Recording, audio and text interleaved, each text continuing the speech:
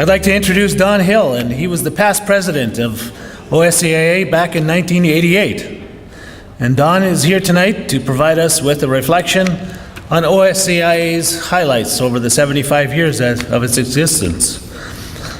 Don has devoted 25 acres to a wide range of vegetables sold through a roadside market, a farmer's market, and you pick strawberries and raspberries for almost 40 years. He has a 45 beef cow enterprise selling yearlings, a small sheep flock, and 200 acres of field crop, mostly forages to support the cattle and sheep enterprises. Don spent 2 years of the early 90s as an instructor for the Ontario Pesticide Education Program. And prior to that, in the early 60s until mid-70s, he was a soil and crop specialist field crops with the OMAF at the time. Don has been involved in many committee memberships, including the Minister's Advisory Committee on Environmental Responsibilities, the Ontario Farm Environmental Coalition Working Group, chair of the Advisory Committee to the Canada-Ontario Environmental Sustainability Accord Committee, and member of the Grey County Land Stewardship Committee.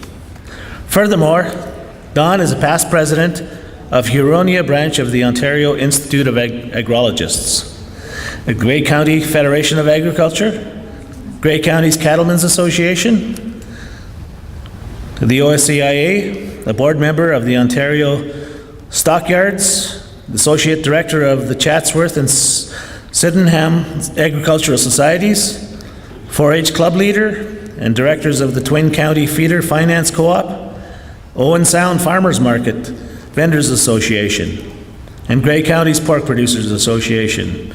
So let's give a welcome to Don as he comes up and gives us some reminiscences of the 75 years of OSCIA.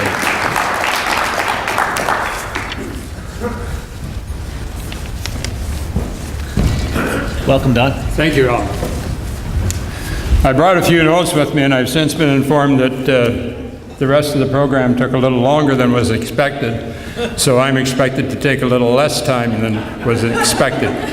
With all those expectations, we're all in trouble.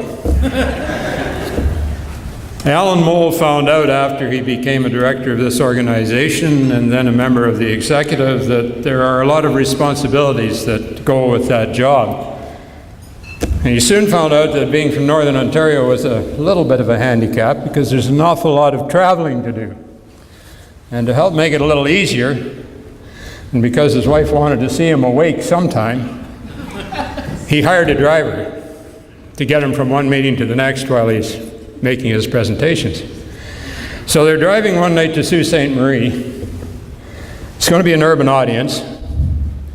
The driver starts arguing with Alan and saying, you know, nobody there is going to know who you are. So, I've heard your speech so often, let me do it. Alan says, no way, I could really be in trouble with OSCIA if you goof up. I won't goof up. He says, I know what you say. And he says, nobody there is going to know you from me. So you let me be the speaker and you sit at the back of the room. Alan says, okay. They get there and he's relaxing at the back of the room.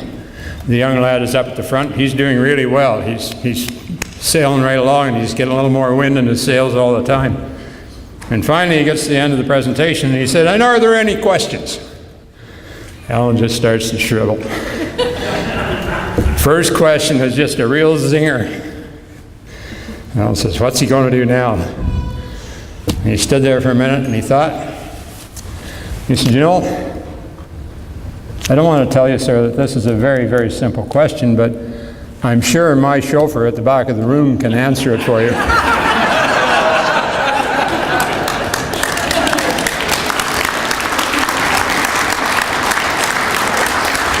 I'm not sure why I'm up here, other than it may be that the organization and I happen to be exactly the same age. Now, I don't remember much about the very early history. But my first association with this organization was a trip to the Grey County Seed Fair. And this was in the mid-40s, would have been after the war was well underway. And my father had decided that he needed some better seed or some new seed or something. Anyway, He cleaned up a whole bunch of it, loaded it in a trailer, hooked it on behind the old Ford car they were driving at the time, and we went to the seed fair. And at that fair, he, I guess, sold what he had and bought somebody else's and loaded it up. But they were having a market hog carcass competition at a seed fair and a community center, hanging on some wooden racks, and there were a whole raft of sides of hogs hanging there, because they were trying to convince Ontario farmers that we had to grow a leaner bacon-type hog to supply the people in England that were dying because they couldn't get decent bacon. And I'm not sure, but I suspect there's a whole bunch of people in this room like me with a bit of gray hair that, given all the rules and regulations we have about food safety and wearing bike helmets, we shouldn't be here today. There's probably a whole lot of other reasons why we shouldn't be here today too, but we'll leave those undone. The people that really make this organization work are the secretaries that we've had over the years. And for a long time, those secretaries were staff of the Ministry of Agriculture at the time, or the Department of Agriculture, or the Department of Agriculture and Food, or whatever. They kept changing the name all the time. And one of them, I think it was John Curtis, finally caught on to the fact that this was a very powerful position that he sat in as a member of the staff in Toronto and as Secretary Manager of the OSCIA. Because what John could do, or what any secretary could do, is very easily have a chat with the executive sometime and some of the other important folks in this organization. And he could suggest to them some of his pet projects that really should come up as resolutions at the annual meeting. See where this is going yet? And I'm sure that they did a lot of the time, because these resolutions came back, and of course they got passed at the annual meeting, because most of them did, and odd one failed. They'd get passed, so then the executive would give them back to the secretary manager and say, here, you look after these. So he could take those resolutions and wander into the minister's office and say, this is the resolutions that were passed by the Soil and Crop Improvement Association with this whole raft of people at their annual meeting. I think we really should do something about it. So what do you think the minister does with those sorts of things when some of his staff bring him something like that? There's somebody sitting right down here in the front that knows. They probably say, go write an answer. So it was a very powerful position to be sitting in, because you could go get the minister's approval, and if he didn't read it really carefully and didn't pay too much attention to it and said, go write it, you could go back there and you could get your idea that you started off feeding into the organization passed and underway and away to the races. Somewhere along the line, I guess somebody figured that out, and we had to hire our own secretary manager, and the first one of those people that we had was Doug Wagner. And I don't know how many of you have ever been to an early meeting of this organization when it was held in the King Eddie in Toronto, but is there anybody in the audience that has? There's one hand. Any more? I remember one meeting that we had there, and it used to be that it was just like tonight, except the head table was up on the dais. It was a big long thing that ran all the way along. Piper brought everybody in. We all stood there and clapped our heads off. Everybody walked down along, and for some reason or other, they always ended up at the right seat. Everything was just fine. And I think the secretary manager might have been Byron Beeler, because he came from the fruit and vegetable branch, and they'd put fruit and vegetable and field crops together, and a lot of little rivalries going on, but that's all right. But he's walking along as the secretary manager at the head of the parade right behind the Piper, because the president and his wife and so on, they're about halfway back the line because they have to be in the middle of the head table when they get there. He walks up onto the end of the stage. We have to go back a little bit because the hotel never ever seemed to get everything right. And our secretary managers had the ability to chew out the hotel staff like you wouldn't believe. So he's walking up the steps, and all of a sudden as he walks along that head table, he's turning every wine bottle on the table, and there weren't supposed to be wine bottles there, but he's turning every one of them around, and he walks right off the other end of the table and right through the swinging doors. There's a whole roof of guys come back, and they walk right down there, picking off every wine bottle, and the one right behind him setting an Ontario one on the table instead. So what the hotel had done to try and make up for what they thought was a real faux pas, they'd gone and brought in some really good imported wine, put it on the head table. Byron wasn't having any because it had to be Ontario. So we've had a very, very influential, hardworking, dedicated staff that work for this organization and make it look really good. You've heard a whole lot about me from that introduction, and I want to say a very special thank you, Alan, for the introduction and for the invitation to be here. It's an honor and a pleasure. Before I get into history, I want to ask you if there's a few things that you can remember, because I want to find out how many other historians there are in the group and how free I can be with facts and fancy. How many of you remember a guy by the name of Gordon Sinclair? Oh, a whole bunch of hands. What was his first question? How much money do you make? He also said that there were 4 things that were real newsmakers. One is love, one is money, one is conquest, and one is a disaster. So the love part of this, I understand that if people talk too long and carry on too long and they start to lose the audience, what's really going on is that all those people out there, they're not falling asleep, their eyes are closed and they're having sexual fantasies.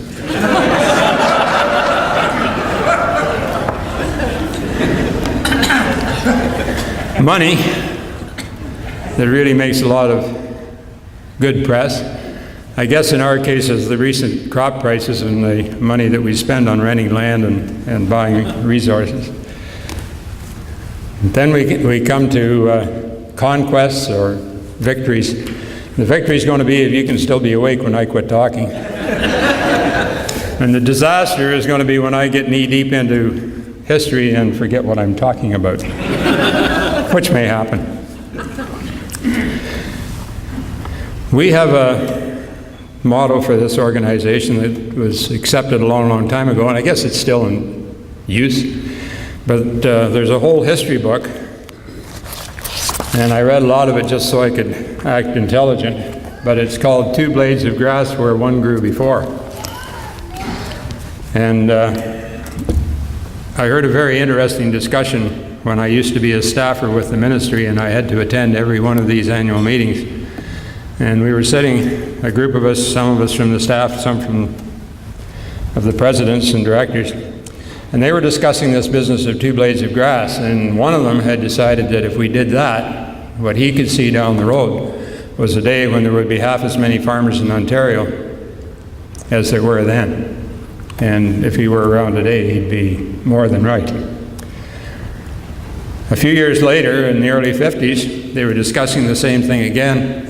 They had a speaker from across the border talking to us, and he was suggesting to them that after the war and moving into the 50s, that we really should be talking about and focusing on producing 2 blades of grass for the cost of producing 1. In other words, he could see some financial problems coming for the organization. We used to have a county secretary that worked in Norfolk County, and I don't know how many people here know him. His name was Roy Richards, and Roy was a poet as well as an agricultural representative. And I want to read you one of his poems that is entitled "The Soil." Your livestock may be handsome, brought from homes across the sea. Your tools of toil may glisten with their newness running free. You may own the finest buildings, but you first must understand that the art of honest farming is the tilling of the land. In your urgency to prosper, though you labor long and willing, from the dawn's first echoes break to the evening air so chilling, you'll not gain from your endeavor, profit nothing from your toil, until you are the master of God's gift to you, the soil. How many of you remember agricultural offices in every county? A whole bunch of hands. Yeah. Let's see, what else can we come up with here? How about alfalfa weevil and cereal leaf beetle?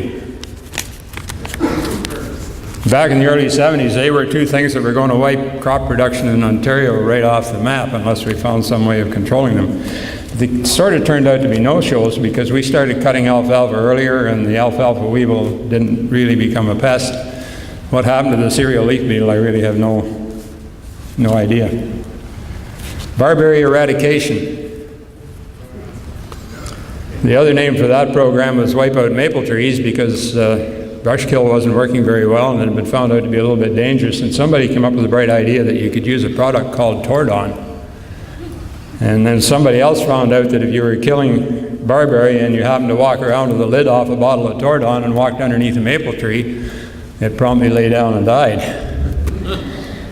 So there was no more Tordon used to control alfalfa weevil, to control barberry. We're getting a little further back in history. How many people remember seed drill surveys? That was a little scheme that the Soil and Crop Improvement Association had to blackmail people into buying better seed. And they sent a whole bunch of directors and anybody else they could find out into the country to walk into everybody's field when they were planting and grab a big handful of seed out of the box, put their name on it and sent it off to the Canada Department of Agriculture, and they went through it and told them exactly what the germination was, how many wheat seeds it had in it, and all this kind of stuff, and we were going to blackmail everybody into buying pedigreed seed and making sure it was cleaned. And then there was a seed cleaning train.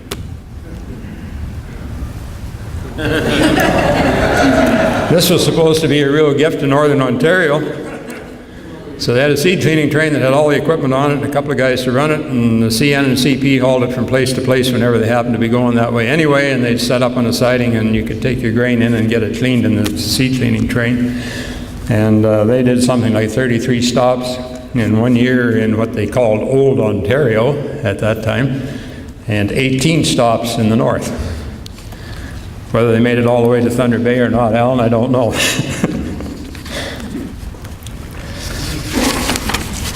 I've been married for a while, not as long as I've been involved with OSCIA. But I did learn a lot of things, and that is that if you want people to remember something, telling them doesn't work because they can forget that really easily. If you tack on...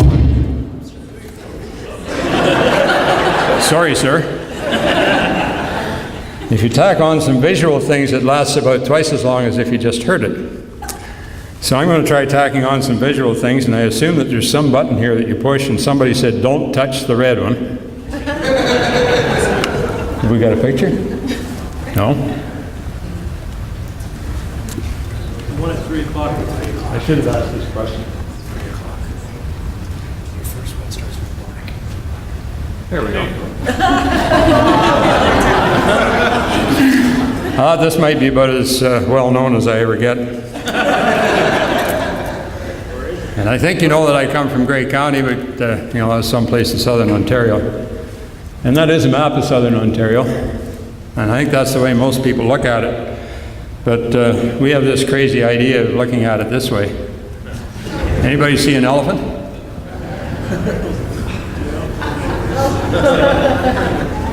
His trunk is down in Kent and Essex. Look where you live.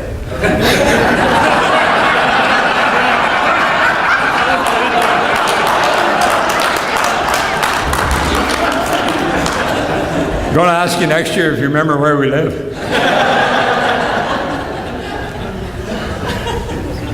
And that's the crew, but we have one more now. His name is Case. And Cynthia didn't want him to get mixed up with Case Tractors, so he's K-A-S-E. It should have been K-E-E-S, but we don't know how to pronounce Dutch names, so he's going to be Case. We've always been an organization that's trying to get information across, trying to solve problems. This poor guy has a problem. He's going to try the first thing, which is talking, and we decided talking doesn't really work all that well. So we like to do a demonstration. And then we always report to the annual meeting about how successful the demonstration was. And I've been totally amazed.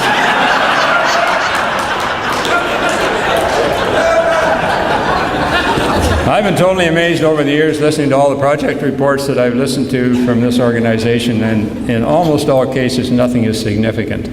And then you guys go sneaking off home, and first thing you know, you've got a 75 bushel crop of corn up to 100, and then 100 up to 150. Now we've got people talking about 200 bushels of corn per acre.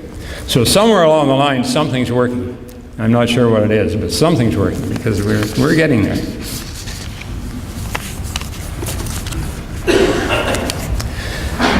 Back when this organization was formed, there wasn't a lot of things that you could do to improve agriculture other than making sure that you had the most recent seed and the cleanest seed, the best stuff you could buy.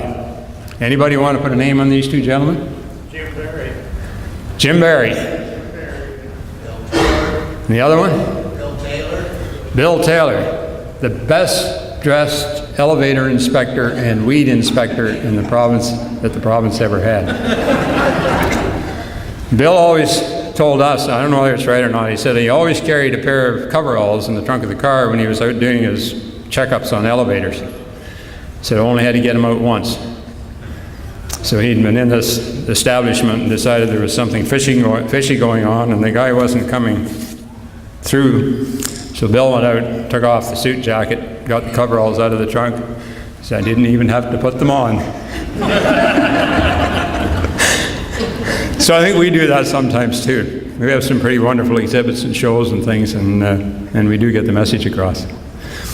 Back then, there wasn't much you could do with your soil other than pay really good attention to organic matter and tilth and drainage, because there weren't a whole lot of things that you could add for fertilizer. And most farmers took exceptionally good care of manure, and they also did a pretty reasonable job of trying to make sure that they didn't destroy the organic matter and that they did plant an awful lot of legumes, because then there wasn't any artificial nitrogen or nitrogen as we know it today. That didn't come until about the end of the Second World War. So most farmers knew that they really had to look after and pay attention to their soil.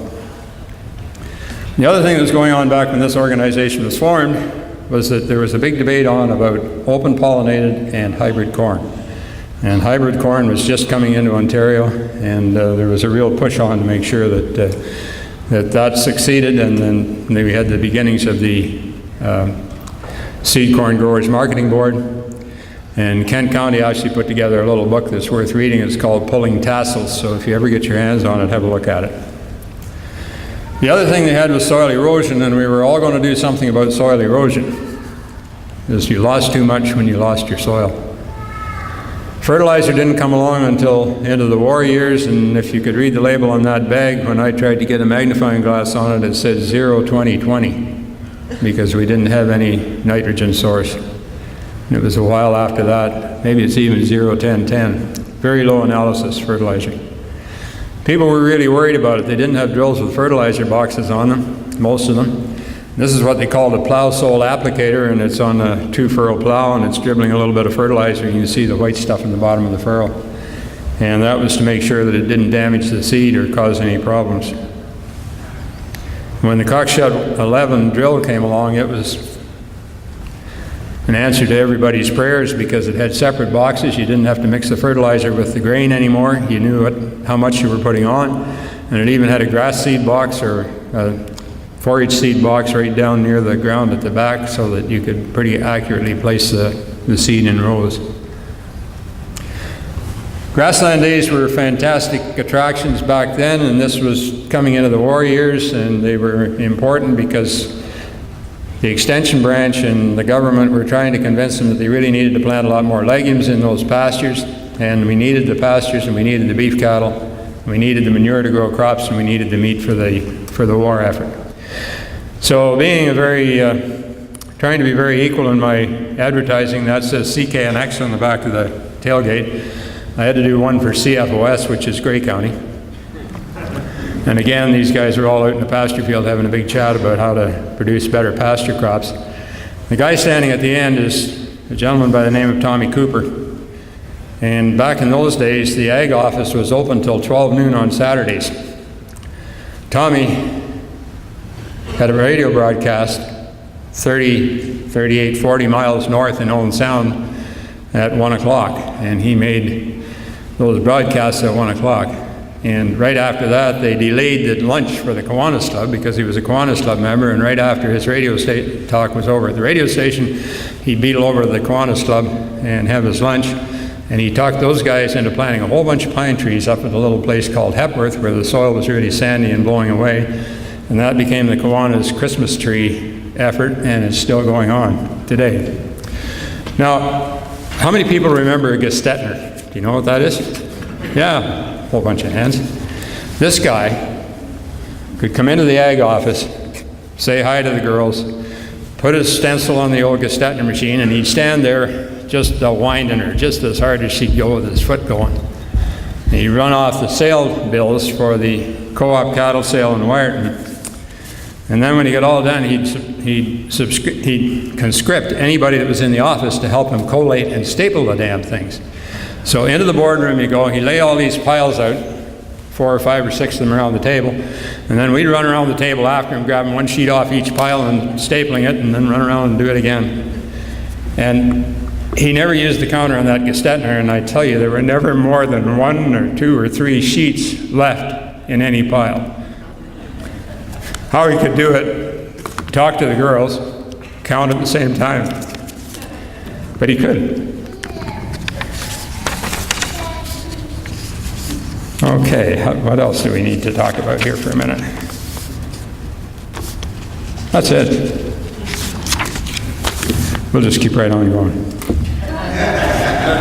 This was an important part of our annual meetings in Toronto, and these were exhibits that were made by various people. This one was by the Ontario Agriculture College, and again, it was near the first of the Second World War, and they were pushing grass silage, legume silage, trying to get people to produce more high-quality feed, more milk in the wintertime. This group of people, and I need some help here.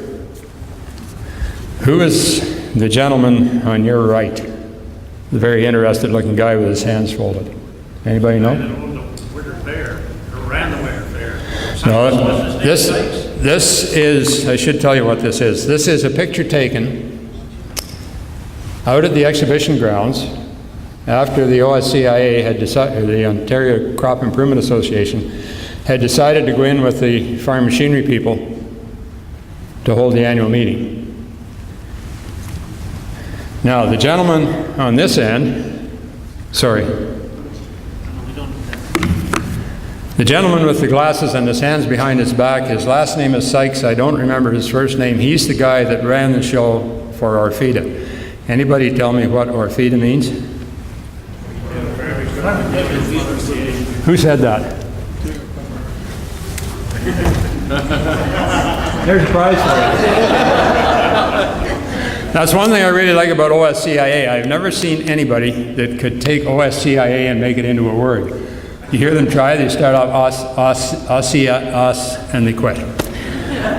It's one of the few acronyms that I know of that I just haven't heard people do that too. There are all sorts of other ones that they can. This is a panel discussion. That was a vital part of the program all the time, still is. Farm equipment, of course, was the main part of it because that's why we went out to the Coliseum, because that's where the Ontario Farm Equipment Dealers Association was. For a couple of years they actually tried home appliances, but there weren't enough ladies there to make it run. We're right back to soil erosion again. Save Your Soil exhibit. And this is a 1949 picture of what they call the first soil conservation day in Canada. It took place at Heber Downs Farm in Ontario County. And 1,200 people came to watch 65 tractors and 6 bulldozers and 2 earth movers and I don't know what not all, remake that farm in one day. They paved the barnyard, they painted the barn, they put a new kitchen in the house. And when they got all done, they decided that they would never do it again because it cost far too much money and took far too much effort. But anyway, that was the farm before they started. And after they got done, they went through it with what they had for a deep ripper back then. Want to try that on 100 acres? There they are. They worked the ground all up, got it all ready. These guys are finishing up the berms or levees, or whatever you want to call them, to keep the water from washing the soil away. And then we got into the whole business of silage conferences and growing high moisture corn and all that sort of thing. Anybody name these two guys? Chuck Kingsbury. Chuck Kingsbury is the one on the right. And the other one? Where the heck did he go? Stand up, John. Must be John Benham. It's John Benham, and I think it's John Benham's farm.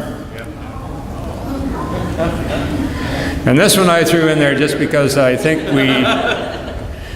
we don't treat young people very well these days. This is a letter I got from the registrar of the Ontario Agricultural College the year before I was about to graduate, and he was writing a very apologetic letter telling us that he had to double the tuition to $200 for the whole year.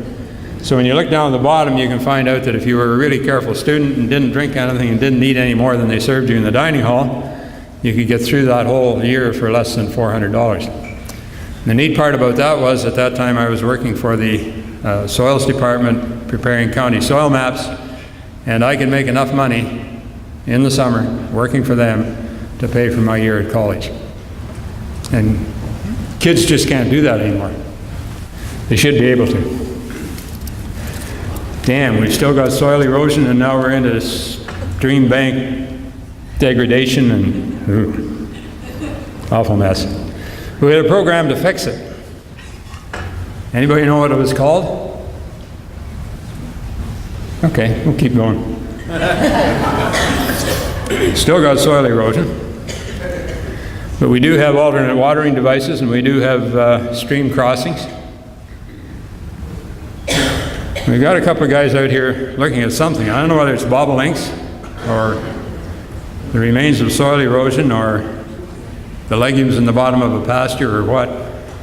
But John seems to be a pretty favorite picture. And the guy he's got with him is the backbone of this organization, has been for quite a little while, I think. Does it look enough like Harold that you recognize him?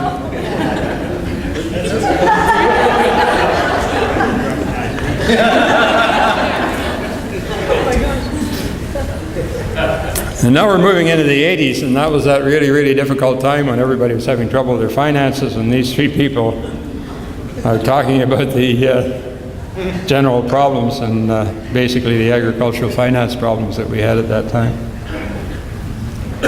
And this is a picture of a couple of characters out trying to demonstrate a no-till drill on a farm where the farmer didn't believe in no-till, and you can see he's plowed everything right up to where the drill's working. So I don't know whether we ever convinced him or not, but we did get some no-till and some tilled plots into that farm. But that was early no-till. Then we got into some programs that had something to do with residue management and grass waterways and grass strips, berms. You can see a beautiful row of corn behind there, and a father discussing with his son how much cover they have on the field. Clothes have changed, the hairstyles have changed, but they're still having problems. Harold's pointing at somebody here. Our honorary president. On the left. Is that right? Jim. Jim Arnold. That was in Rockwood, wasn't it, Jim? The other's Harold McKnight. You're right. Thank you. Now you two guys, no, I'm not going to do that. I'm not going to split it. Then we got into this whole business of Rachel Carson and Silent Spring and people getting worried about what they were eating and all the rest of it. And we had spray days, and farmers are out there trying to find out what those different weeds are, so we're doing a weed identification thing. This guy brought his old farm sprayer in to see if he could get her tuned up and running again for one more year. And then, if you had a little bit of money, you could build yourself a really good pesticide storage. And Harold doesn't get to compete in this little contest, but what does OSCIA actually stand for? I know, but I won't say it because I work with Harold. There's a man There's a that... disease, actually, when you say the word. Well, to me, it was the last time that the government actually named a program, and they did it by committee. Anybody come up with it? Rural self-conservation and environment. Who said that? Say it again. Jim. Okay, we're going to do it. This is just setting up for me to throw it at you. You guys can argue about it. One of them is to get your hands clean. That's the cleaner. This is the towel. Use the Maple Leaf games.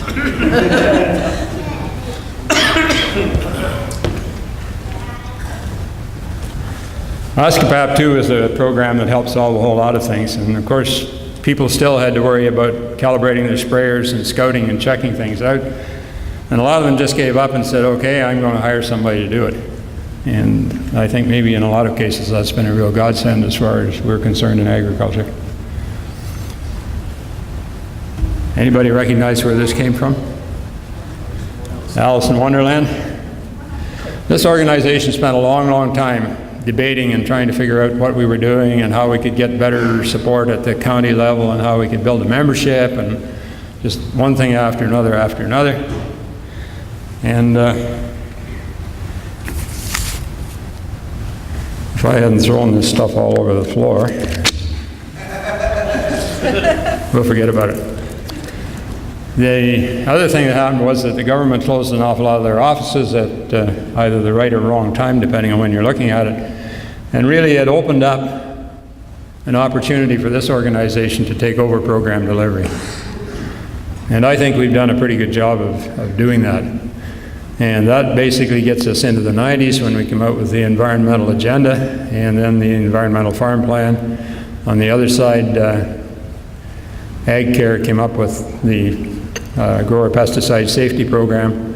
And I think those initiatives have really given agriculture a really good reputation and also made this organization a really worthwhile and functioning organization. They were talking today about a whole lot of things about insects and everything else and bugs in the soil, and this is bugs in the soil, but not bacteria, and kind of interesting. And then I really like this one because we do deal with consumers quite a bit, and we do have a whole lingo that goes with food today, and I just thought that was an interesting one to have a look at. And this has only become popular in the last couple of years because it's the first time the farmers could go on a 2-week holiday in the sun. And damn, we've still got soil erosion. This looks a little out of place, right? But when this combine hit the road, it had to have the farmer's name on the side of it, and it had to have a wide load permit to go down the highway. And it's only got a 9.5 or 10 foot or something foot header on it. And just to show you that there's really not much new in the whole world, I was on a farm one day talking to the guy about various things, and we got into talking about water quality and keeping it clean and all the rest of it. And he has an electric fence that runs across there just about the top of the picture. And this was his idea back in 1947. He built a bridge where that mound is, and where the water's running over it is a mid-level crossing, and he's got a whole bunch of rocks across on the right-hand side of that picture so that all the turbulence is off his roadbed so it doesn't wash his road out he's got a roadway through there every spring. So the world goes around, comes around, and it's been a pleasure. Thank you very much.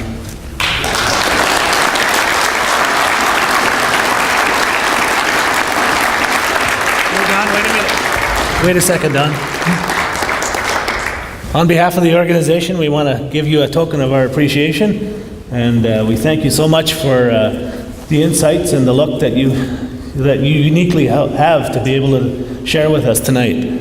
So let's give Don a big hand again.